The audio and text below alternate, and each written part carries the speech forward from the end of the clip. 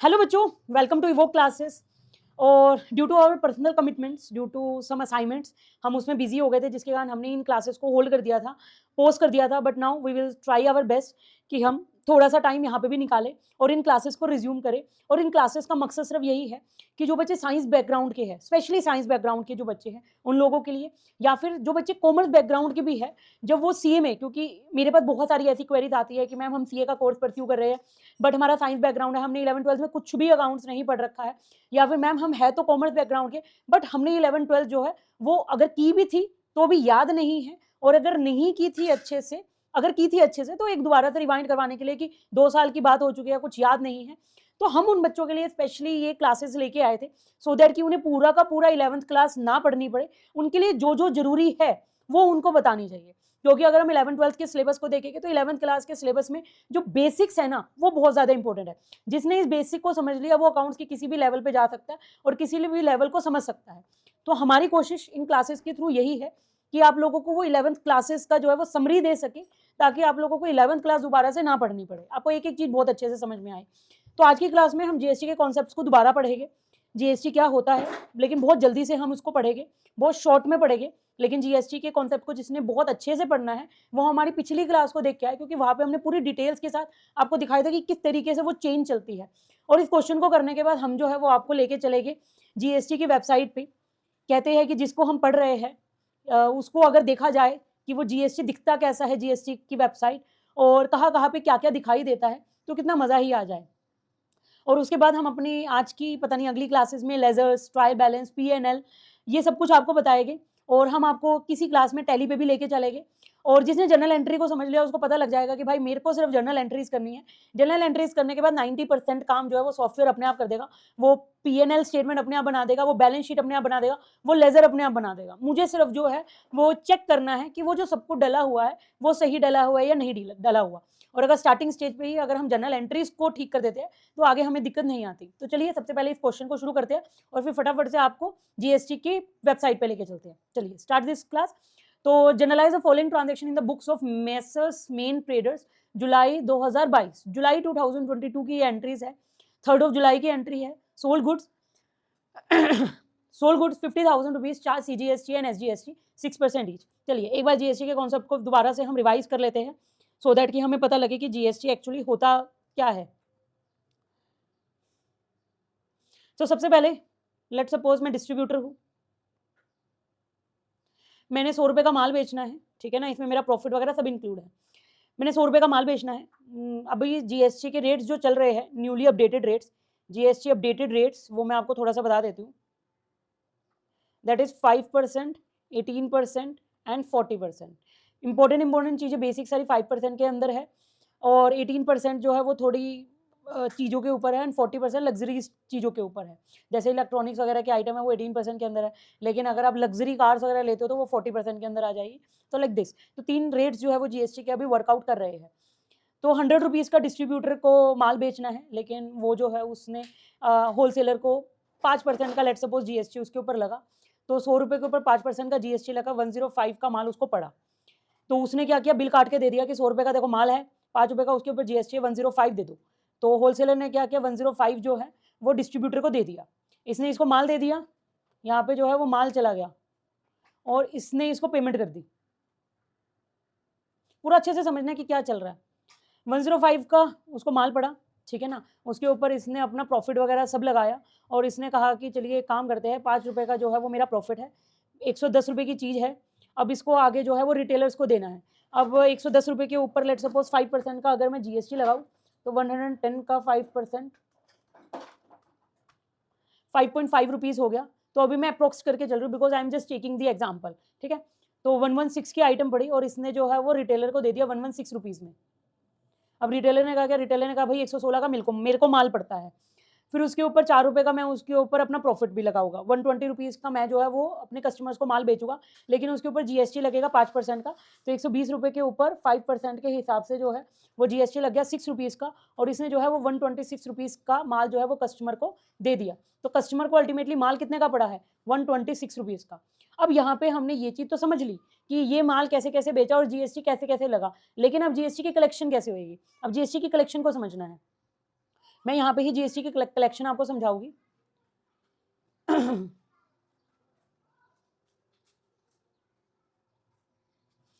अब क्या हुआ कि कस्टमर ने 126 जो है वो रिटेलर को दे दिए। रिटेलर की जेब में कितने आ गए? रिटेलर की जेब में 6 रुपये आ गए जीएसटी के। ये सारा का सारा, जिसको मैं अभी अलग से मैं इसको अंडरलाइन कर लेती हूँ। ये 5 रुपये का जीएसटी का अमाउंट है, ये 6 रुपीज़ का जीएसटी का अमाउंट है, ये भी 6 रुपीज़ का जीएसटी का अमाउंट है। अभी मैंने अप्रोक्स लिया है, परसेंटेज के हिसाब से मैंने नहीं लिया है। तो ये 6 रुपये के जीएसटी के जो है वो कलेक्ट हो चुके हैं। अब रिटेलर के पास जो है वो 6 रुपये उसकी जेब में आ गए। रिटेलर के पास 6 रुपये उसकी जेब में आ गए। लेकिन रिटेलर क्या कह रहा है? रिटेलर सामने वाले को कह रहा है कि देखो, सरकार को कह रहा है देखो सरकार जी, हमने माल बेचा तो आउटपुट जीएसटी मेरे ऊपर आई 6 रुपये की। हालांकि ऐसा होता नहीं है, हम इसको 8 रुपये कर देते हैं थोड़ा सा डिफ्रेंशिएट करने के लिए क्योंकि डिफरेंस हमेशा होता ही होता है। हम इसको 8 रुपये कर देते हैं। चलिए, ये हमारे पास हो गया 128 रुपीज़। फिर उसके बाद क्या हुआ?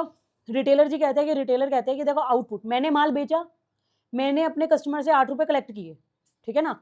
मैंने कस्टमर से कितने कलेक्ट किए? कलेक्ट फ्रॉम कस्टमर, कस्टमर से मैंने 8 रुपये कलेक्ट किए। सरकार कहती है मुझे दो। मैंने कहा मैं 8 की 8 कैसे दे दूँ आपको? सरकार कहते क्यों नहीं दोगे मुझे? तो वो कहते हैं कि सरकार सुनिए, ये जो 6 रुपये है ना, ये मैं दे के आया हूँ होलसेलर की जेब में। ये 6 रुपये का जीएसटी मेरे बिल में आप देख लो। ये बिल में मेरे 110 रुपये का माल था, उसने मुझे 110 रुपये का माल दिया, 6 रुपये उसने मेरे जीएसटी लगाए और 116 रुपये का उसने मुझे प्रोडक्ट बेचा। तो मैं 6 रुपये का जीएसटी दे चुका हूँ होलसेलर को, आप उससे लो। सरकार कहती है ठीक है। सरकार कहती है कि आपने कस्टमर से तो 8 रुपये कलेक्ट किए हैं, लेकिन आप होलसेलर को 6 रुपये दे चुके हो। तो जो 6 रुपये हम होलसेलर को दे चुके हैं उसे हम बोलते हैं इनपुट जीएसटी। Input GST. सरकार कहती है ठीक है, कस्टमर से तो 8 रुपये लिए, होलसेलर को 6 रुपये दिए, 2 रुपये कहाँ है? तो रिटेलर कहता है ठीक है सरकार, मैं देता हूँ आपको। तो ये 2 रुपये किसकी जेब में जाएंगे? ये 2 रुपये गवर्नमेंट की जेब में जाएंगे। तो ये किसके लेवल पे अभी मैंने बात की है? ये मैंने बात की है रिटेलर के लेवल पे, कि रिटेलर ने आगे से तो 8 रुपये लिए, पीछे 6 रुपये दिए, 2 रुपये वो अपनी जेब में तो ना रखेगा सरकार का। तो सरकार कहते हो जो 2 रुपये है ना, वो भी आप मुझे दो। तो इस तरीके से ये हो गया टैक्स की लायबिलिटी, जीएसटी लायबिलिटी। तो यहां से क्रिएट हो गई जीएसटी लायबिलिटी। अभी मैं ये नहीं बता रही सीजीएसटी क्या होता है, एसजीएसटी क्या होता है, नहीं, अभी मैं जीएसटी समझा रही हूँ छोटा सा। फिर उसके बाद हम सरकार होलसेलर के पास गई, लेट सपोज, ठीक है ना, सरकार मान लेते हैं कि इंसान है, सरकार होलसेलर के पास गई, सरकार कहती है कि दरवाजा खटखटाया, सरकार कहते हैं कि आपने माल बेचा, होलसेलर कहते हैं जी मैंने माल बेचा।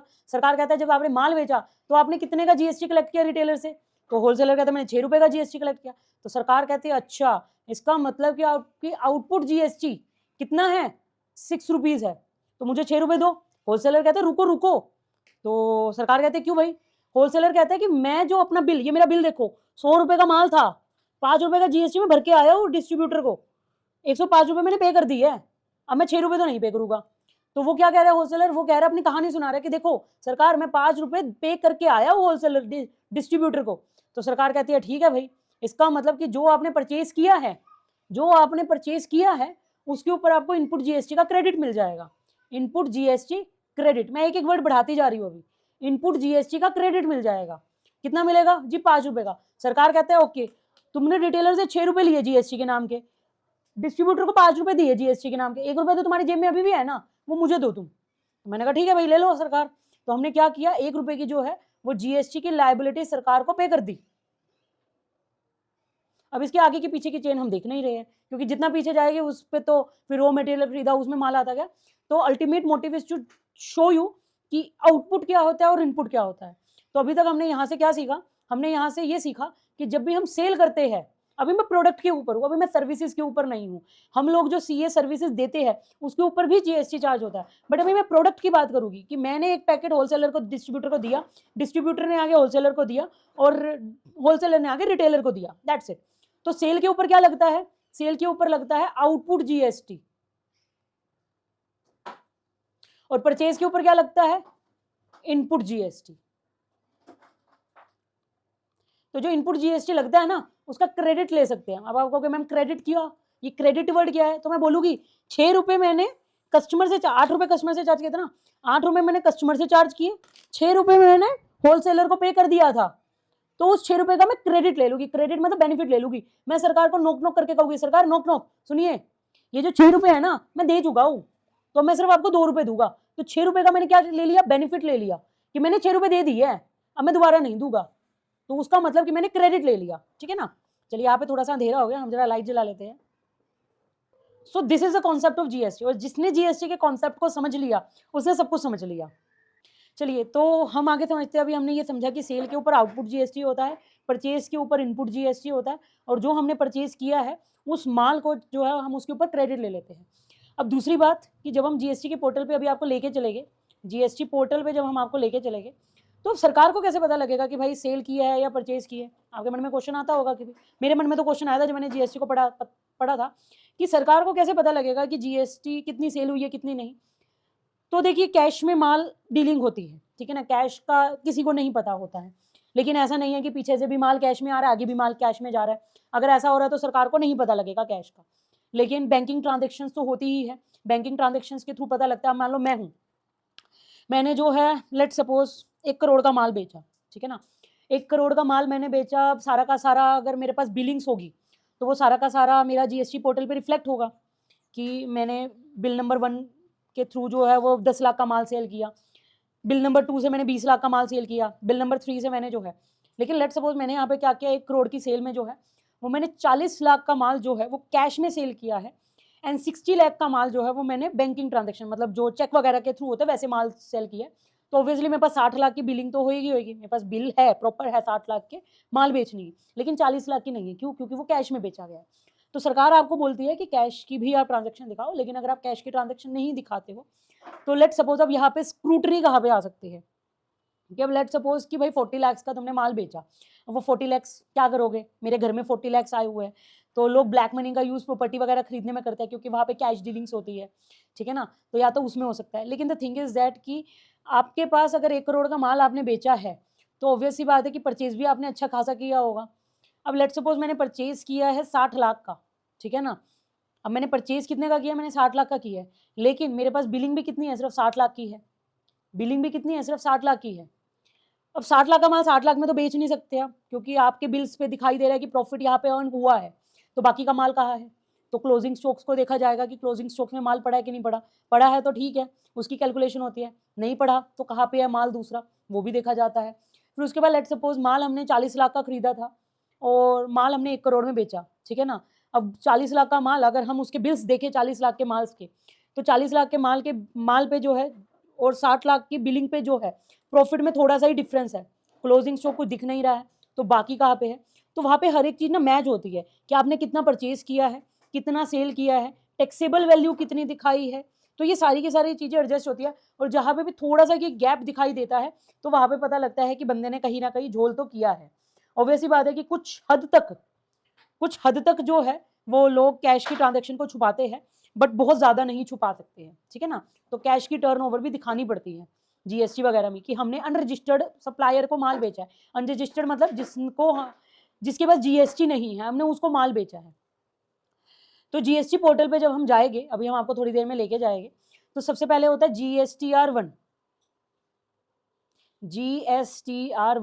GSTR1 जो होती है ये एक रिटर्न फाइल करनी होती है, और उस रिटर्न में जो सेलर है वो बताएगा सब कुछ कि मैंने 100 रुपए का माल बेचा, बिल नंबर ये था, 100 रुपए का माल बेचा, टैक्सेबल वैल्यू ये है, बिल नंबर ये है, और डेट इतनी थी कि किस डेट को बेचा और कितना जीएसटी उसके ऊपर चार्ज हुआ। ये सारी चीजें वहां पे लिखी जाती है, पूरी एक एक बिल्स वहां पे डलते हैं। यहाँ तक क्लियर हुआ आपको। फिर उसके बाद हमने सेल की बात तो कर दी कि सेल्स के बिल डल गए। अब परचेज के बिल्स भी डलते हैं, लेकिन वो GSTR2B के थ्रू दिखाई देते हैं। अब आप ये बोलोगे कि मैम परचेज की भी हम ही चढ़ाने, नहीं, सीधी सी बात है, मैंने जिसको मैं सेलर हूँ, मैंने सेल की है, मैंने सेल किया तो किसी ने तो परचेज की, मैंने अगर सेल किया है तो वो किसी ने तो परचेज की है। तो अगर सेलर क्या दिखाएगा, GSTR1 फाइल करेगा, और GSTR1 में जो जो भी डिटेल्स होगी वो मैं ये लगा लो कि मैं हूँ होलसेलर, मैं यहाँ पे किसकी भूमिका निभा रही हूँ, होलसेलर की।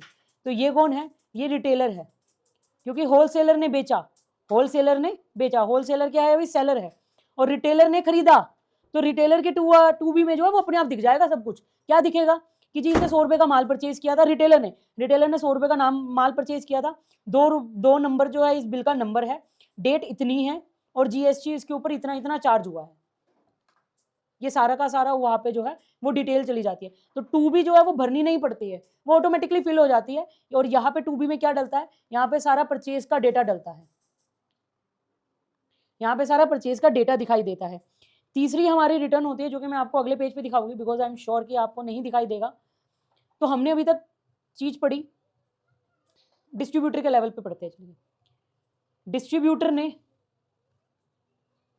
GSTR1 फाइल की और सेल की सारी के सारी ट्रांजैक्शन दिखा दी कि टैक्सेबल वैल्यू जो थी वो 100 रुपये थी, इसके ऊपर GST जो है वो 5 रुपये का लगा, टोटल वैल्यू 105 रुपये की हो गई, डेट इतना था, इनवॉइस नंबर इतना था, मान लेते हैं इनवॉइस नंबर ये है और डेट लेट सपोज 2 जुलाई की है। तो ये सारा का सारा उसने फिल कर दी। जैसे ही उसने फिल की, होलसेलर के 2B में ये सारी के सारी डिटेल आ गई। 2B किस लिए होता है, ये परचेजेस के लिए होता है। GSTR1 किस लिए होता है, ये सेल के लिए होता है। तो जैसे ही डिस्ट्रीब्यूटर ने सेल की, ये डाटा होलसेलर की GST की वेबसाइट पे, GST के लॉगिन पे अपने आप दिख जाएगा कि देखो जी, सेल की थी 100, परचेज की है 100 रुपये की, 5 रुपये का ऊपर GST पे करके आए हो, 105 का मेरे को बिल पड़ा है, 2 नंबर जो है वो इनवॉइस नंबर है, और 2 जुलाई को मैंने जो है वो बिल परचेज किया था, माल परचेज किया था। अब होलसेलर का परचेज दिखाई दे रहा है, अब होलसेलर सेल भी करेगा। अब उसने क्या किया था, उसने सेल किया था 105 रुपये के ऊपर 5 रुपये अपने लगा के 110 रुपये का, ये 5 रुपये नहीं दिखाई देगी, तो मैं आपको दिखाने के लिए कर रही हूँ बस। तो उसने क्या किया, उसने दिखाया कि 110 रुपये की मेरी टैक्सेबल वैल्यू थी, टैक्सेबल वैल्यू 110 रुपये की थी, 6 रुपये का इसके ऊपर GST लगा, तो 116 का मैंने जो है वो माल बेचा। तो अब इसने सेल की एंट्रीज, सेल की किसके थ्रू दिखाई, इसने GSTR1 फाइल किया। तो होलसेलर ने क्या किया, होलसेलर ने अपनी GSTR1 भरी, होलसेलर ने GSTR1 भरी, तो उसने क्या बोला, उसने बोला टैक्सेबल वैल्यू ये है, ये GST है, टोटल अमाउंट इतना है, बिल नंबर इसका अलग होगा, ऑब्वियस सी बात है। लेट सपोज ये 101 वाली बिलिंग करता है, तो 101 इसका बिल नंबर है और डेट इतनी है, ठीक है। अब होलसेलर को पेमेंट करनी है, अब होलसेलर जो है वो अपनी रिटर्न भरेगा, और होलसेलर अपनी तीसरी रिटर्न कौन सी, दूसरी रिटर्न कौन सी भरेगा, एक तो GSTR1 उसने भरी, 2B उसकी प्रीफिल्ड आ चुकी है, प्रीफिल्ड मतलब ऑब्वियस अपने आप ही भर के आ चुकी है, पता लग चुका है सरकार को कि देखो होलसेलर ने इतना इतना माल परचेज किया था। फिर उसके बाद आई है हमारे पास GSTR3B। 3B क्या कहता है, सरकार कहती है कि टैक्स दो हमें, तो मैं सरकार को क्या बोलूंगी, मैं सरकार को बोलूंगी सरकार देखिए 6 रुपये का मैंने 6 रुपये मैंने आउटपुट GST था मेरा, 6 रुपीज आउटपुट GST है, इनपुट GST मेरा 5 रुपये है, तो मैं आपको 1 रुपया पे करूंगी, तो ये मेरी टैक्स लायबिलिटी हो गई। GST की लायबिलिटी मेरी कितनी हो गई, 1। तो यहाँ पे 3 रिटर्न है, GST में 3 रिटर्न है, बहुत ज्यादा इंपॉर्टेंट है। One is GSTR1, second one is GSTR2B and third one is GSTR3B। GSTR1 में सभी अपनी सेल्स का डेटा डालते हैं, जैसे ही हमने सेल्स का डेटा डाला, जिसने परचेज किया था उसकी वेबसाइट पे, उसकी GST लॉगिन पे उसका डेटा उसको दिख जाएगा, तो उसके पास उसका परचेज का डेटा चला गया। और तीसरी रिटर्न होती है हमारे GSTR3B की, जिसके थ्रू सरकार हमसे GST का कलेक्शन मांगती है कि आप हमें जो है वो कलेक्शन दो। अब वहां पे आपको GST पे जब हम जाएंगे GST लॉगिन पे, तो वहां पे आपको दिखाई देगा कैश लेजर और क्रेडिट लेजर, ये 2 लेजर आपको दिखाई देंगे। तो थोड़ा सा बता देती हूँ, बाकी जब हम आपको लेके चलेंगे वहां पे तब हम आपको दोबारा से बताएंगे।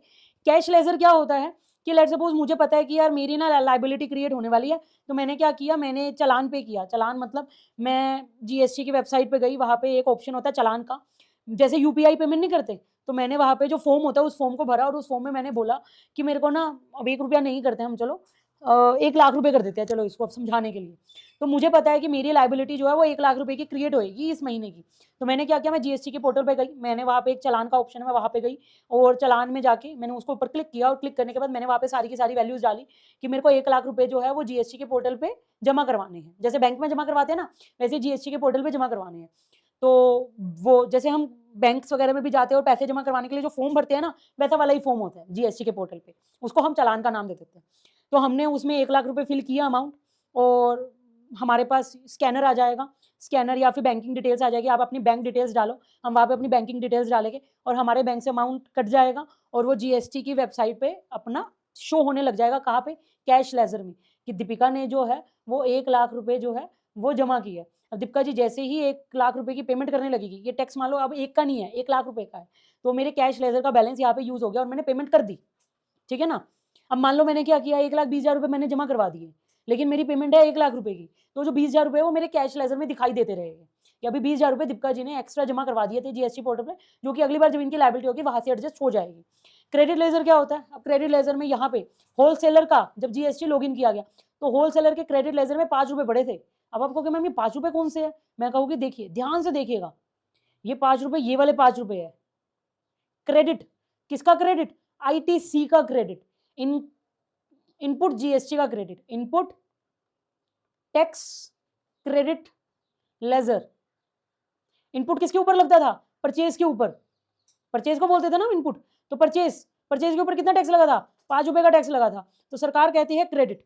तो जैसे ही मैं पेमेंट करने लगी ना, मैंने क्या किया, अपने ये जो 5 रुपए थे ना, इसके क्रेडिट लेजर में से जीएसटी वालों ने अपने आप ही सेट ऑफ कर दिया। जीएसटी वालों ने कहा कि दीपिका जी आपके क्रेडिट लेजर में 5 रुपए पड़े हैं। मैंने कहा हाँ जी पड़े हैं। तो उन्होंने क्या किया, 6 रुपए की मेरी लायबिलिटी में से क्रेडिट लेजर को जो है वो एडजस्ट कर दिया और मेरी 1 रुपए की टैक्स लायबिलिटी क्रिएट कर दी। तो क्रेडिट लेजर में वो सारा का सारा अमाउंट पड़ा होता है जो कि आप परचेज के ऊपर देके आए हो, और कैश लेजर में वो बैलेंस पड़ा होता है जो आपने अभी भी पेमेंट की है। क्रेडिट लेजर में वो बैलेंस पड़ा होता है जो कि आप सेलर को देके आए हो जीएसटी के नाम का, और कैश लेजर में वो बैलेंस पड़ा होता है जो कि आपने अभी अभी जीएसटी डिपार्टमेंट वालों को जमा करवाया है। ठीक है ना? चलिए, तो अब हम जीएसटी का थोड़ा सा समझ चुके हैं रोड मैप। ठीक है, कौन कौन सी रिटर्न्स होती है वो भी हम देख चुके हैं, और अब हम आपको लेके चलेंगे क्वेश्चंस के ऊपर। चलिए, तो अब हम आगे बढ़ते हैं क्वेश्चन की तरफ। लेकिन क्वेश्चन पे बढ़ने से पहले हम एक चीज दोबारा से रिवाइंड कर लेते हैं। एंड द थिंग इज कि अगर आपने की है इंट्रास्टेट सप्लाई का मतलब कि पंजाब की पंजाब में, हरियाणा की हरियाणा में, महाराष्ट्र की महाराष्ट्र में, तो वहां पे लगता है सीजीएसटी एंड एसजीएसटी। दूसरा हमारे पास होता है इंटरस्टेट सप्लाई, जैसे हरियाणा की पंजाब में हो गई,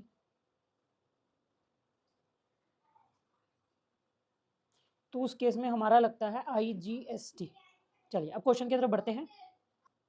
चलिए, तो क्वेश्चन को शुरू करते हैं, और मैंने अपने पास जो है वो क्वेश्चन की फोटो ले ली है, सो दैट कि मुझे स्लाइड बार बार चेंज ना करनी पड़े और मैं आपको कॉन्टिन्यूटी में ही समझा सकूं कि क्या क्या एंट्रीज रहेगी हमारी।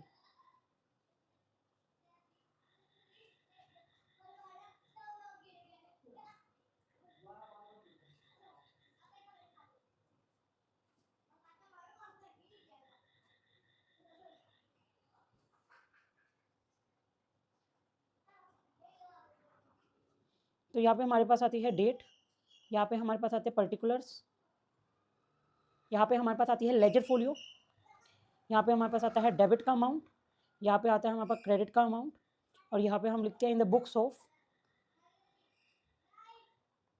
Messrs main traders amount in rupees. चलिए, तो पहली एंट्री हमारे पास क्या है? पहली एंट्री हमारे पास है 3 जुलाई को। चलिए, हमने एंट्री की 3 जुलाई की। क्या एंट्री है? Sold goods for 50,000 rupees. 50,000 rupees का माल जो है वो बेचा है। Charge CGST and SGST 6% each. तो उन्होंने सबसे पहले हमें ये नहीं बताया कि हमने माल किसको बेचा। अब हमने माल बेचा है, इसका मतलब कि हमने किसी से पैसे लेने हैं, तो हमारे क्या डेटर क्रिएट हो गए। मतलब ऑब्वियसली हमने माल बेचा लेकिन कैश का कुछ अता पता नहीं है, तो इसका मतलब हमने उधार पे माल बेचा है, और जिसको हम माल बेचते हैं वो हमारे क्या हो गए? डेटर हो गए। 2 टर्म्स होती है अकाउंट्स में जो कि बहुत इंपॉर्टेंट होती है, लेकिन बहुत कंफ्यूजिंग भी लोगों को लगती है। एक होती है डेटर, एक होते हैं क्रेडिटर। डेटर जिनसे पैसा मिलने वाला है, जिनसे पैसा मिलेगा इन फ्यूचर में जिनसे पैसा मिलेगा, इसका मतलब कि हमारे कस्टमर जिनको हमने अभी उधार पे ही माल बेचा है, उनसे हमें फ्यूचर में पैसा मिलने वाला है, तो वो हमारे क्या हो गए? डेटर। फ्यूचर में हमें पैसा मिलने वाला है, तो इसका मतलब कि मुझे ये एक तरीके से मेरी एसेट है। क्यों? क्योंकि ये मेरे को फ्यूचर में बेनिफिट देगी, तो इसका मतलब कि हमारे एसेट बन चुकी है, एसेट्स। तो ये बैलेंस शीट में किस साइड आएगी? एसेट साइड आएगी। अब क्रेडिटर कौन होते हैं? क्रेडिटर वो लोग होते हैं जिनको पैसा देना होता है। बिजनेस ने पैसा जिनको देना है, बिजनेस ने पैसा जिनको देना है,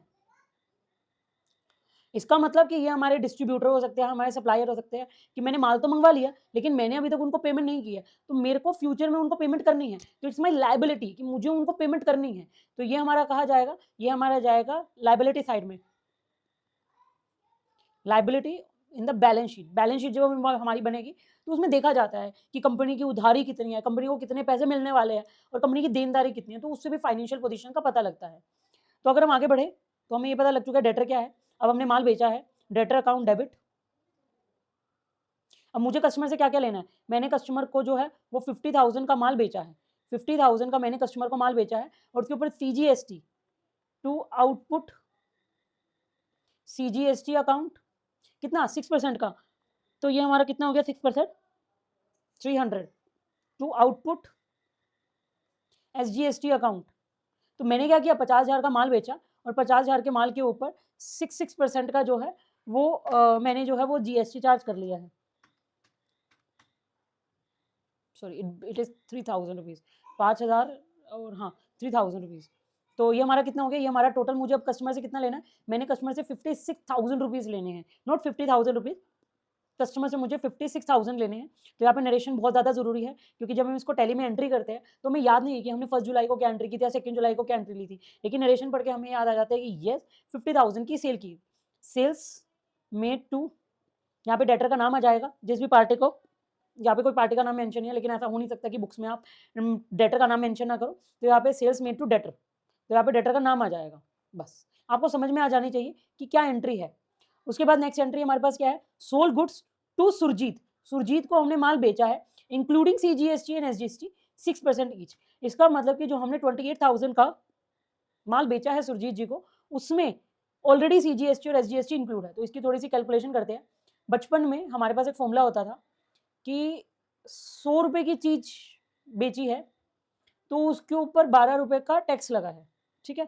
तो इसका मतलब कि टोटल वैल्यू कितनी हो गई, 112, 112 रुपए टोटल वैल्यू हो गई। तो हमने उनको क्या बोला, हमने उनको ये बोला है कि 12 रुपए का टैक्स है तो 112 रुपए की वैल्यू है, 12 रुपए का टैक्स है तो 112 रुपए की वैल्यू है। तो यहाँ पे मोबाइल रख रखा था क्वेश्चन पढ़ने के लिए और वो आगे पीछे हो गया सारा।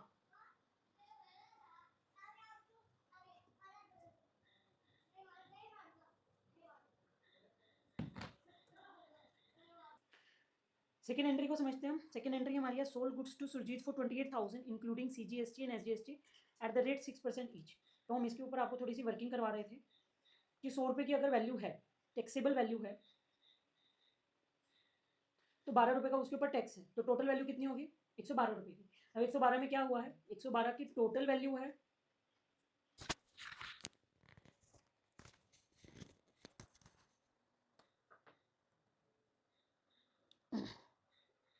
चलिए तो 12 रुपए का टैक्स है, 112 रुपए की टोटल वैल्यू है। अब यहाँ पे हमें दे रखा है कि 28,000 रुपीज़ की टोटल वैल्यू है, तो हमें जो है वो अपना टैक्स निकालना है। तो बस हम जो है वो यूनिट मेथड करेंगे। बचपन में हम यूनिट मेथड करते थे और उसको हमने आज भी यूज़ किया। तो हमारी वैल्यू कितनी निकलेगी, 28,000 डिवाइडेड बाय में 112 इंटू में 12,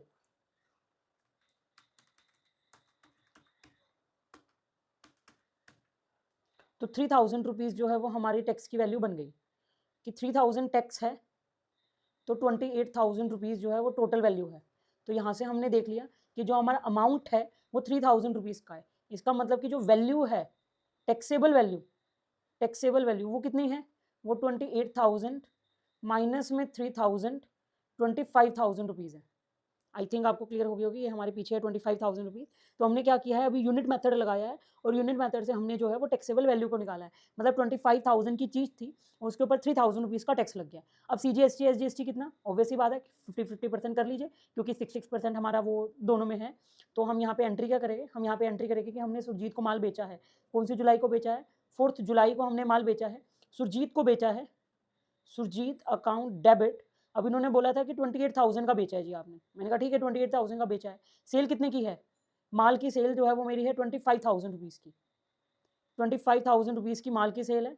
उसके ऊपर जो आउटपुट आईजीएसटी है, आउटपुट आईजीएसटी नहीं CGST account, CGST 1,500 rupees comma जरूर लगाइए, कोमा से पता लग जाता है कि कितने जीरोज है।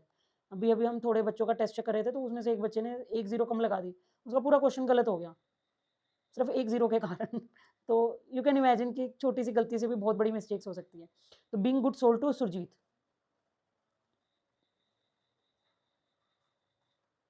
Very easy, very very easy, क्योंकि अब हमें डेटर का नाम पता था, तो हमने बस कैलकुलेशन की और कैलकुलेशन करके हमने वैल्यूज निकाल ली।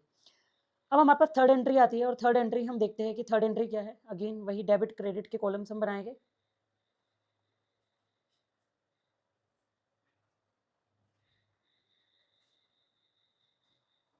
चलिए, तो अगली एंट्री है हमारी, received 25,200 rupees from Surjit in full settlement of his account of 28,000। अब सुरजीत से मुझे कितना लेना था? सुरजीत से मुझे लेना था 28,000 रुपीज। लेकिन सुरजीत जी ने क्या किया? सुरजीत जी कहते हैं कि दीपिका जी, हम जो है वो आपको 25,200 रुपीज ही देंगे, हम इससे ज्यादा नहीं देंगे। मैंने फोन पे क्वेश्चन निकाल रखा है सो दैट कि मुझे बार बार जो है वो स्लाइड्स को चेंज ना करना पड़े। तो उन्होंने बोल रखा है कि अब मुझे कितने पैसे मिले, ये कौन सी डेट को है, ये है 5 जुलाई को। 5 जुलाई को मुझे सुरजीत से पैसे मिल गए।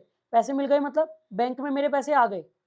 पैसे आ गए, कितने आए? लेकिन सुरजीत जी ने 25,200 रुपीज ही देने थे, लेकिन मतलब इतने दिए उन्होंने, लेकिन सुरजीत जी ने पैसे कितने देने थे?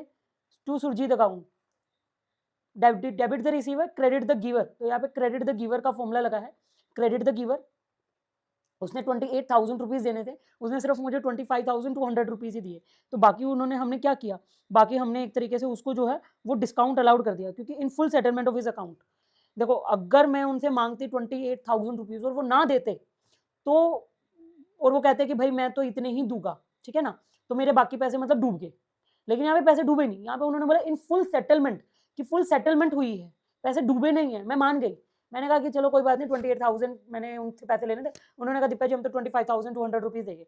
बहुत बार नेगोशिएशन हुई, बट वो नहीं माने, तो मैंने कहा चलो कोई बात नहीं, 25,200 ही दे दो। तो यहाँ पे मैंने उनको क्या किया, यहाँ पे मैंने उनको डिस्काउंट दे दिया एक तरीके से, कि कोई बात नहीं, आप डिस्काउंट ले लीजिए। अब ये डिस्काउंट कौन सी कैटेगरी में आता है? ये डिस्काउंट आएगा discount allowed, debit all expenses and losses. अब ये डिस्काउंट जो है, डिस्काउंट अलाउड एक तरीके से मेरा लॉस है। मुझे जो है वो 800 26 27 2,800 रुपीज जो है वो मिलने वाले थे, लेकिन अब नहीं मिल रहे हैं, तो मैंने डिस्काउंट अलाउड कर दिया। तो being payment made in full settlement, full settlement में मैंने पेमेंट कर, उन्होंने पेमेंट कर दी, सुरजीत जी ने पेमेंट कर दी। चलिए नेक्स्ट एंट्री को पढ़ते हैं। Sold goods to Kapil, Kapil को माल बेचा है। कितने का बेचा है? 30,000 रुपीज का माल बेचा है। चार्ज आईजीएसटी 12% का, 12% का आईजीएसटी चार्ज किया गया है। Receive 12,000 immediately. अब वो देखो क्या कह रहे हैं, उन्होंने 2-3 बातें बोली है। 30,000 रुपीज जो है उसका माल कपिल को बेचा है, गुड सोल्ड किया है मैंने इतने की। 30,000 का माल बेचा है, उसके ऊपर 12% का आईजीएसटी चार्ज हुआ है। 12% का मतलब 3,600 रुपीज का जो है वो जीएसटी चार्ज हुआ है। इसके बाद उन्होंने बोला है कि 12,000 तो मेरे को उसी टाइम मिल गए, 12,000 रुपीज जो है वो मेरे को इमीडिएटली मिल गए, and the balance to be received after 1 month. और जो बचा हुआ अमाउंट है वो मेरे को कब मिला है? वो मेरे को 1 महीने बाद मिला है। तो अब हम पूरा का पूरा कैलकुलेट करेंगे कि अब हमारे पास कितना कितना है। तो 30,000 प्लस 33,000 3,600, तो हमारे पास कितना बन गया? 33,600। 12,000 रुपये मुझे इमीडिएटली मिल गए, और 33,600 में से मैं अगर 12,000 को माइनस करूंगी तो इट बिकम 21,600 रुपीज। अब उन्होंने कहा ये तो मिल गया, ये तो मिल गया पैसा, पैसा मिल गया मतलब बैंक में पैसा आ गया। अब हम देखते हैं क्या क्या हो रहा है हमारे साथ। बहुत ज्यादा समझ के एंट्री को करना है, और ये एंट्री है हमारी, ये भी एंट्री हमारी 5 जुलाई की ही है, 6 जुलाई की है, सॉरी 6 जुलाई की एंट्री है। सबसे पहले पैसे मिले, डेबिट व्हाट कम्स इन, कितने पैसे मिले बैंक में? उसने 12,000 इमीडिएटली मुझे पे कर दिया। मैंने कहा बचा हुआ पैसा, तो कपिल जी ने कहा कि दीपा जी मैं 1 महीने बाद दूंगा। मैंने कहा ठीक है कोई बात नहीं कपिल जी। तो कपिल जी के अभी इतना पैसा मैंने कैश में दिया ऊपर वाला, ये मैंने एक तरीके से पेमेंट कर दी, और ये मेरी उधार पे चली गई। ये पेमेंट कर दी, ये क्रेडिट हो गया। ये मैंने समझाने के लिए लिखा है, आपने नहीं लिखना। Bank account debit, Kapil account debit, क्योंकि कपिल जी जो है वो पार्टी का नाम है, तो पार्टी का नाम पता तो पार्टी का नाम लिखो, पार्टी का नाम नहीं पता तो मत लिखो। तो अब क्या हुआ कि 12,000 रुपीज तो मिल गए, ये 12,000 रुपीज तो मिल गए, कितने नहीं मिले? 21,600 रुपीज। मैं यहाँ पे क्या लिखूंगी? मैं यहाँ पे लिखूंगी 21,600 रुपीज। अब ये टोटल मैंने क्या किया? टोटल मैंने सेल्स की। सेल्स कितने की मैंने 30,000 रुपीज की सेल की थी, जिसके ऊपर आईजीएसटी चार्ज हुआ था अभी। तो to output IGST account 3,600, being goods sold, माल बेचा, एंड 12,000 पेमेंट रिसीव्ड, और 12,000 की मुझे पेमेंट रिसीव्ड हो गई। तो ये मैंने यहाँ पे जो है वो अपना नरेशन भी डाल दिया। आई होप कि यहाँ पे एंट्री समझ में आई हो, कितना कैश किया है, कितना उधार पे दिया है, टोटल माल बेचा है हमने, कितने का माल बेचा है, 30,000 का माल बेचा है, 3600 उसके ऊपर टैक्स लग गया। तो चलिए नेक्स्ट एंट्री को पढ़ते हैं। नेक्स्ट एंट्री हमारे पास क्या लिखी हुई है, Kapil was allowed a rebate, Kapil was allowed a rebate of 5,000 goods supply to him were defective. अब उन्होंने क्या बोला है कि देखिए गुड्स जो हमने उसको सप्लाई किए थे, हमने उसको 30,000 के गुड्स सप्लाई किए थे, अब वो 30,000 के गुड्स में से 5,000 का गुड्स जो है वो खराब निकला, डिफेक्टिव निकला, और these goods were sold by charging IGST 12%। तो अगर इसके ऊपर हम 12% का आईजीएसटी लगाए तो हमारे पास आईजीएसटी का अमाउंट कितना आता है, 600 रुपीज़। तो अब उन्होंने क्या कहा है कि हमने जो है वो 5,000 रुपीज़ की रिबेट दे दी। रिबेट का मतलब कि एक तरीके से छूट दे दी कि कपिल जी कोई बात नहीं, आपका माल हमारी तरफ से डिफेक्टिव गया है, सॉरी फॉर दैट, आप एक काम कीजिए, वो 5,000 का पेमेंट करने की जरूरत नहीं है। तो हमने अभी उनको क्या किया, ये हमारा लॉस है, लेकिन क्या करें, माल डिफेक्टिव है तो सामने वाली पार्टी हमें पेमेंट नहीं करेगी, तो एक तरीके से वो लॉस हमें ही सहना होगा। तो रिबेट अकाउंट डेबिट, मुझे लॉस हुआ है, कितने का, 5,000 का लॉस हुआ है, प्लस इसके ऊपर ऑलरेडी जीएसटी लग चुका था। कहाँ लगा था, ये रहा, ये आपको याद होगा, ये पहले वाली एंट्री, यहाँ पे 12% का जीएसटी लग चुका था, और जिसकी एंट्री हम कर चुके थे यहाँ पे 3,600 रुपीज की हम जो है वो जीएसटी की एंट्री कर चुके थे, आउटपुट आई जीएसटी की एंट्री। लेकिन अब क्या सीन हुआ कि कपिल जी का फोन आता है, दीपिका जी ये माल तो खराब हो गया। मैंने कहा अच्छा एक काम कीजिए, आप ना 5,000 रुपये मुझे कम दे देना। और ऑब्वियस ही बात है कि अगर मेरा 5,000 का माल कम हुआ, 30,000 में से 5,000 का अगर मेरा माल कम हुआ है, तो अभी क्या है, अगर मैं इसको थोड़ा सा अगर इसको देखूँ तो हमने इसमें क्या किया, 30,000 का प्रॉपर माल बेचा, 12,000 मेरे को रिसीव हो गए, 3600 का जो है वो जीएसटी था, 5,000 का मुझे रिबेट मिल गया कि मुझे कोई ज़रूरत नहीं है उसकी पेमेंट करने की। तो एक्चुअल में मुझे अब कितना मिलने वाला है, तो इन्होंने अभी क्या किया कि वो जो 5,000 का जो माल था उसके ऊपर जीएसटी कितना था, 600 रुपीज़। तो ये जीएसटी मैं अपनी बुक्स में क्या करूँगी, मैं अपनी जीएसटी में 3600 जो रिकॉर्ड कर चुकी थी, मैं अपनी बुक्स में आउटपुट आई जीएसटी के नाम का 3600 रिवर्स मतलब रिकॉर्ड कर चुकी थी। बट अब सामने वाले पार्टी मुझे देगी नहीं पैसे, उसने साफ साफ बोल दिया, दीपिका जी 5,000 का माल हमारा डिफेक्टिव है, हम आपको पेमेंट नहीं करने वाले हैं, और उसके ऊपर लगने वाले जीएसटी की भी हम पेमेंट नहीं करेंगे। तो वैसी बात है कि मुझे मिलने ही नहीं वाला जीएसटी, आउटपुट आई जीएसटी। तो मैं क्या करूँगी, उस आउटपुट आई जीएसटी को रिवर्स कर दूंगी, और सरकार को बोलूँगी, सरकार 3,600 का मेरा आउटपुट आई जीएसटी बनता था, लेकिन मेरे कस्टमर ने जो है वो जीएसटी आई जीएसटी दिया ही नहीं मेरे को 600 रुपीज़ का। तो मैंने क्या किया, आउटपुट आई जीएसटी अकाउंट को रिवर्स कर दिया, कितने से, 600 से। क्या मैं सरकार को बोलूँगी, सरकार 3,600 में से 600 मेरा नहीं दे रहा कस्टमर, तो मैं आपको सिर्फ 3,000 ही दूंगी, क्योंकि 600 तो मेरे ही डूब गए, मैं अपनी जेब से तो ना भरूंगी। सोचने वाली बात है, मैं अपनी जेब से तो नहीं भरूंगी, सामने वाली पार्टी मुझे दे नहीं रही है, तो मैं किसको कम दूंगी, सरकार को भी कम ही जाएगा। तो 3,600 की जगह सरकार को सिर्फ 3,000 ही जाएगी। हमारी पार्टी का नाम क्या है, हमारी पार्टी का नाम है कपिल। तो टू कपिल अकाउंट कितना, कपिल जी ने 5,600 देने से मना कर दिया, मैं अपनी जेब से दूंगी नहीं, सामने वाली पार्टी दे नहीं रहा है, तो ऑब्वियस ही बात है कि सरकार को ही कम मिलेगा। तो मैंने उस केस में आउटपुट आई जीएसटी जो है वो रिवर्स कर दी। आपके मन में क्वेश्चन आ रहा होगा, मैम रिबेट दे दी है, छूट दे दी है, छूट नहीं दी है मैंने उसे, उसने माल डिफेक्टिव किया इसलिए उसे छूट मिली है, तो रिबेट अलाउड, ये तो यहाँ पे आ गई कि ये जो रिबेट है ये तो आ गई, debit all expenses and losses, लेकिन उसके ऊपर जो आउटपुट आई जीएसटी है वो भी मेरी रिवर्स हो गई कि मुझे अब जो है, अगर मैं इसका थोड़ा सा लेजर बना के दिखाऊँ आपको, तो लेजर में क्या होता है, चलिए अभी मैं लेजर के पॉइंट ऑफ व्यू पे नहीं जाती, आप कंफ्यूज हो जाओगे, एक बार जनरल एंट्री को समझते हैं, फिर मैं आपको जब लेजर समझाऊंगी तो आपको पता लगेगा अच्छा लेजर होता क्या एक्चुअल में, और कैसे ये एंट्री से लेजर में पोस्टिंग होती है। तो यहाँ पे हमने लिखा कपिल, और कपिल को हमने नरेशन में लिखा बीइंग गुड्स डिफेक्टिव मिले, बात खत्म। नरेशन में ज्यादा कुछ नहीं लिखा होता, लेकिन जब आप टैली पे नरेशन लिखते हैं तो वहाँ पे बहुत जरूरी होता है कि आप थोड़ी नरेशन को अच्छे से लिखें, सो दैट कि आपको वहाँ पे चीजें समझ में आए। तो अभी हमारे पास लेजर ही आ गया था, लेकिन again there is one more thing, हमारे पास एक दो अभी पॉइंट्स रह गए हैं, तो मैं जल्दी से थोड़ी सी शीट्स ऐड कर देती हूँ।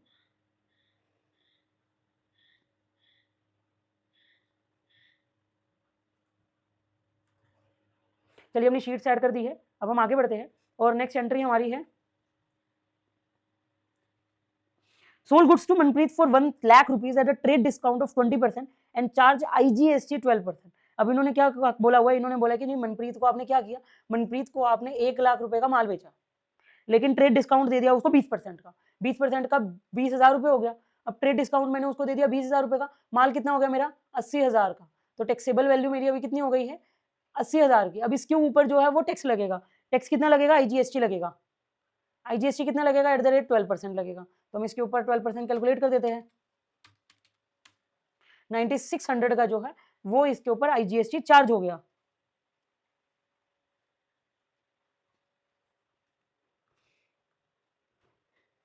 तो फटाफट से इसकी एंट्री देख लेते हैं। इसकी एंट्री ऑब्वियस सी बात है कि 9600 का मुझे जो है वो IGST लगा।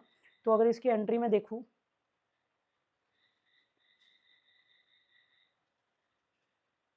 ये एंट्री हमारी हो रही है 8 जुलाई को।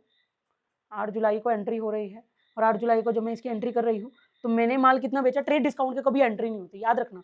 डिस्काउंट अगर आपने बाद में दिया है माल बेचने के बाद, तब तो उसको दिखाया जाएगा इधर कि डिस्काउंट अलाउड। लेकिन अगर आपका ट्रेड डिस्काउंट है, मतलब आपने उधर ही होलसेलर से बिल बनने से पहले ही जो है वो उसे साठ गांठ कर ली, तो वो कहीं पे भी रिकॉर्ड नहीं होता है। तो इसकी एंट्री क्या बनेगी कि मनप्रीत को बेचा है, मनप्रीत अकाउंट डेबिट, कितने का बेचा है, 80,000 का माल था, 9,600 का जो है वो GST है, तो 89,600 का टोटल माल बेचा है। टू अभी क्या किया मैंने, सेल की है। टू सेल अकाउंट, कितने की मैंने सेल की है, मैंने 80,000 की सेल की है, जिसके ऊपर IGST जो है मेरा, टू आउटपुट IGST अकाउंट, वो मेरे पास कितना है 9,600 का। बीइंग ट्रेड डिस्काउंट, जो मर्जी लिख दो जिससे आपको समझ में आए, बीइंग ट्रेड डिस्काउंट अलाउड। आपने नरेशन में वो लिखना जो आपको समझ में आ रहा है। नरेशन के कोई नंबर नहीं देगा, लेकिन नरेशन के कोई नंबर काट जरूर देगा अगर आपने नहीं लिखा होगा तो 9 जुलाई की हमारी एंट्री हो रही है। नेक्स्ट 9 जुलाई को हमारी क्या एंट्री हो रही है, 9 जुलाई को एंट्री थी, goods of list price 20,000 return by the Manpreet. अब मनप्रीत ने क्या किया था, 80,000 का उसने गुड्स लिया था। उसने सीधी सी बात क्या की, 1 लाख रुपए का गुड्स लिया था, लेकिन 20,000 उसने ट्रेड डिस्काउंट ले लिया। 80,000 का माल हमने उसको बेचा, जिसके ऊपर 9,600 का GST था, और टोटल हमने उसको माल बेचा 89,600 का। बट वो कह रही है कि 20,000 की जो लिस्ट वैल्यू थी, लिस्ट वैल्यू पहले क्या थी, लिस्ट वैल्यू 1 लाख रुपीज थी, तो 20,000 का माल जो है वो उसने रिटर्न कर दिया। तो इस 20,000 के ऊपर जो है वो ट्रेड डिस्काउंट कितना था, यहाँ पे ट्रेड डिस्काउंट कितना लगा 20% का, तो यहाँ पे भी कितने परसेंट का लगेगा 20% का।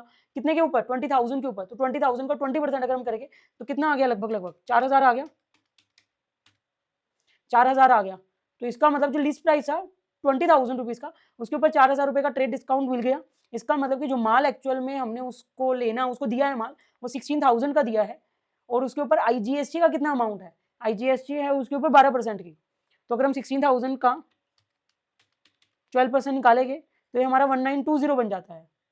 1920 मतलब उसने 20,000 की जो लिस्ट वैल्यू है वो वापस तो की है, बट एक्चुअल में एंट्री किसकी आएगी, एक्चुअल में एंट्री आएगी 17,920 की, क्योंकि ट्रेड डिस्काउंट की कोई एंट्री नहीं होती है।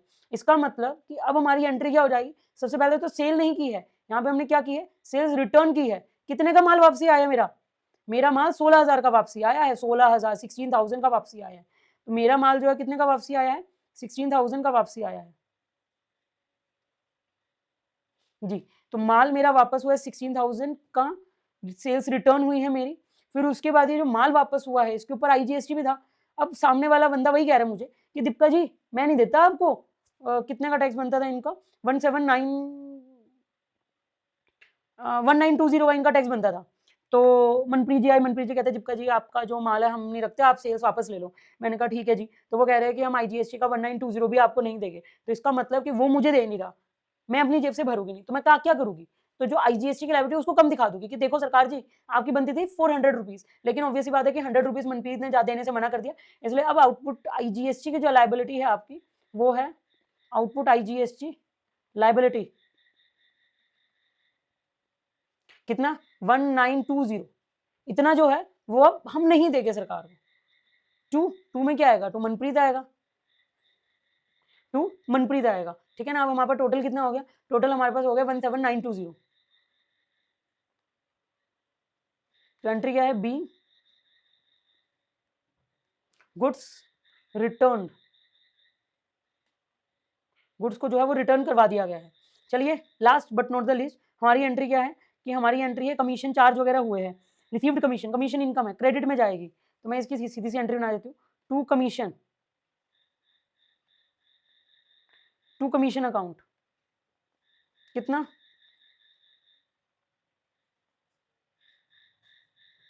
कमीशन अकाउंट कितना मिला मुझे 15,000 की मुझे जो है वो इनकम रिसीव हुई है, क्रेडिट ऑल इनकम है गेन्स। तो 15,000 की हमें जो है वो कमीशन रिसीव हुआ है, रिसीव्ड कमीशन, और उसके ऊपर सीजीएसटी और एसजीएसटी चार्ज हुआ है। ऑब्वियसली बात है कि अब ये प्रोडक्ट की बात नहीं है, ये सर्विस की बात है। मैंने अपनी सर्विस बेची, उसके बदले में मुझे कमीशन मिला, लेकिन उसके बदले में मुझे जीएसटी भी मिला। तो मेरे को क्या मिला है,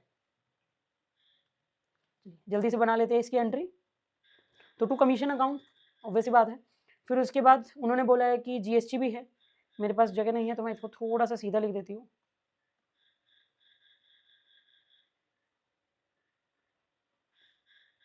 to commission account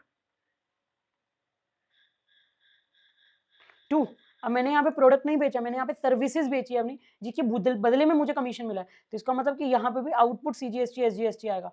CGST account to output SGST account. आपने ये काम नहीं करना जो मैंने अभी किया, बट मैंने शॉर्टकट किया और वो रिसीव हो गया पैसा। पैसा कितना रिसीव हुआ है जी, 15,000 का जो है वो कमीशन रिसीव हो गया। 15,000 के ऊपर जो 6% का जो है वो जीएसटी लगने वाला था वो लग गया। 900 रुपये मुझे सीजीएसटी के नाम के मिले, 900 मुझे एसजीएसटी के नाम के मिले, और आपकी एंट्री हो गई खत्म। बैंक में पैसा भी आ गया है, कहाँ से पैसा आया है, कहाँ पे इन्वेस्ट किया गया, वो सब आपको जो है वो यहाँ पे हमने बता दिया कि बैंक में पैसा कितना आ गया। बैंक में पैसा आ गया 16,800।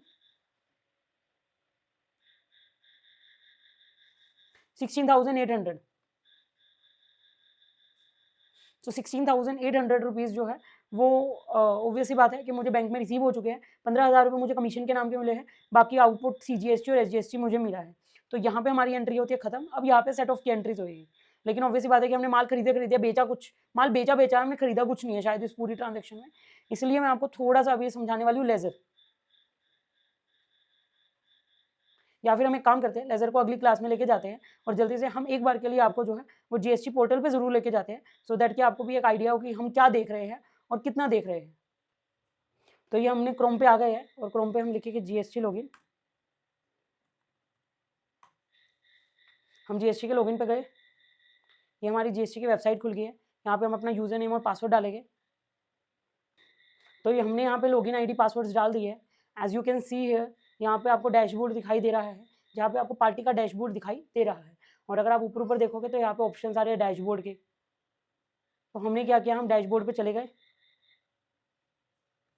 और डैशबोर्ड पे अभी आप यहाँ पे देख रहे हो कि यहाँ पे आपको क्या क्या दिखाई दे रहा है। इलेक्ट्रॉनिक लाइबिलिटी रजिस्टर, लाइबिलिटी मतलब कि पर्सन की अभी लाइबिलिटी कितनी है जो कि उसे पे करनी है। तो लाइबिलिटी मतलब आउटपुट आईजीएसटी माइनस में इनपुट आईजीएसटी। दूसरा हमारे पास आता है इलेक्ट्रॉनिक कैश लेजर, कि मैंने इसमें चालान जमा करवा दिया, वो यहाँ पे दिखाई दे जाता कि अभी कैश लेजर जो है उसमें कोई भी बैलेंस नहीं पड़ा है। इलेक्ट्रॉनिक क्रेडिट लेजर में इनका 35 रुपये का बैलेंस पड़ा, 35 रुपीज़ का बैलेंस पड़ा, कि मतलब आगे जाके कोई पेमेंट करनी पड़े तो ये क्रेडिट लेजर का जो 35 रुपीज़ इसमें पड़े हैं वो हमारी यूज़ हो जाएगी। फिर उसके बाद electronic credit reversal and reclaimed statement, कि अभी आपका क्रेडिट रिवर्स हुआ है, मतलब पहले आपको क्रेडिट मिल गया था, आपने बेनिफिट ले लिया, लेकिन बाद में पता लगा कि नहीं लेना चाहिए, तो क्रेडिट रिवर्सल जो है वो ऑनलाइन का डेटा इधर मिल जाएगा। नीचे आरसीएम की लाइबिलिटी का डेटा मिल जाएगा, एंड लास्ट नंबर पे negative liability statement regular tax पे। तो ये डैशबोर्ड खुल चुका है पूरा, और यहाँ पे आप देख सकते हैं, as you can see that there are too many options in the blue strip. यहाँ पे लिखा हुआ है dashboard, service, GST, tax payer वगैरह सब कुछ। तो ये आज हमने आपको एक गो थ्रू करवाया है, और इसके बाद कल की क्लास में हम थोड़ा सा और ज़्यादा आपको गो थ्रू करवाएंगे कि ये एक्जैक्टली आपको रिटर्न कहाँ का दिखाई देते हैं। वैसे तो हम रिटर्न्स के ऊपर जाएंगे, और रिटर्न्स में आप देख सकते हैं कि return dashboard, track return, status, ITC form, annual return, ये सारे के सारे आपको दे रखे हैं रिटर्न से रिलेटेड, कि अगर रिटर्न फाइल करनी हो तो क्या फाइनल रिटर्न क्या हो, ऑप्ट-इन, क्वार्टरली रिटर्न, ये सब कुछ चीज़ें जो है वो ऊपर दी हुई है, जिसको आप ओपन करके जो है वो अपना देख सकते हैं कि किस तरीके से ये रिटर्न शो होती है। बाकी हम अगली क्लास में आपको थोड़ा सा और टूर करवाएंगे जीएसटी का, जिसमें आपको जीएसटी की थोड़ी सी क्लैरिटी आ जाएगी। तो this is all about the GST. तो हमारे पास कितना जीएसटी, सीजीएसटी का लेजर में बैलेंस पड़ा है, सीजीएसटी का 4500, एसजीएसटी का 4500, और इन दोनों को प्लस करके इन दोनों को माइनस करके जो है वो हमारे पास आंसर आ जाएगा। ऑब्वियसली आउटपुट है, कहीं पे सेट ऑफ तो हो नहीं रहा है, क्योंकि इनपुट के साथ ही सेट ऑफ होता है, लेकिन अगर इनपुट नहीं है तो हमारे पास आउटपुट सीजीएसटी, एसजीएसटी और एसजीएसटी इतने इतने हैं। तो यहाँ पे हमने जो अभी तक पढ़ा वो पूरी की पूरी जनरल एंट्रीज पढ़ी। एक छोटा सा 2 मिनट का मैंने आपको टूर दिखाया। अगली क्लास में हम लेजर को पढ़ेंगे, पीएनएल स्टेटमेंट को पढ़ेंगे, ट्रायल बैलेंस को पढ़ेंगे, और उसके साथ जो है वो हम थोड़ा सा स्पीडली काम करेंगे और अपनी क्लासेस को फटाफट से खत्म करेंगे। और क्योंकि हमें आगे जाके आपको टैली वगैरह भी दिखानी है, तो हम आपको अगली क्लास में जीएसटी का थोड़ा टूर करवाएंगे, थोड़ा डीपली टूर करवाएंगे, और उसके बाद हम आपके ऊपर जो है वो लेजर ट्रायल बैलेंस को स्टार्ट कर देंगे, ठीक है। तो चलिए आज की क्लास को इतना ही, हम मिलते हैं आपसे नेक्स्ट क्लास में। टिल देन बाय बाय, और क्लासेस को रिवाइज जरूर करते रहेगा, और कोई भी इशू है एट एनी टाइम जो है आप मुझे जरूर मैसेज करें, और मैसेज का रिप्लाई आपके पास जरूर आएगा, और आप लोगों के पास हमारे फ़ोन नंबर्स भी हैं, तो आप फ़ोन करके हमें कॉल भी कर सकते हैं, ठीक है। कोई भी दिक्कत हो बट पहले मैसेज जरूर पुट कीजिएगा, so that we can alert our self कि हाँ बच्चे को हमें जवाब देना है, ठीक है। चलिए bye bye, have a good day, and मिलते हैं नेक्स्ट क्लास में।